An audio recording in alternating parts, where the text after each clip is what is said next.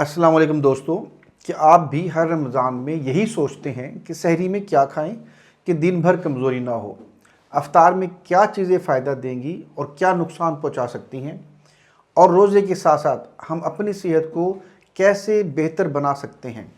मैं हूं डॉक्टर मोहम्मद हारून बिलाल, और ये रमज़ान डॉक्टर मोहम्मद हारून बिलाल के साथ हम आपको कदम ब कदम गाइड करेंगे, बिल्कुल आसान, सादा और अमली तरीके से।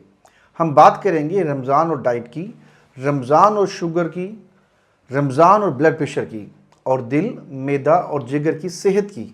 हम ये भी समझेंगे कि सहरी छोड़ने से क्या नुकसान होता है, अफ्तार में ज़्यादा खाने से मसला क्यों बनता है, शुगर लो होना या अफ्तार के बाद शुगर अचानक क्यों बढ़ जाती है, रमज़ान में गैस, तेज़ाबियत, सुस्ती और कमज़ोरी क्यों हो जाती है।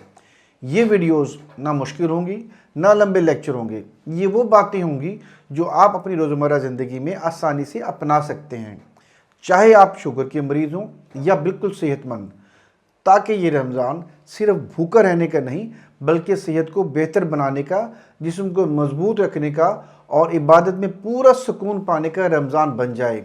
हमारे साथ जुड़े रहिए, क्योंकि ये रमज़ान सेहत समझने और संभालने का रमज़ान है।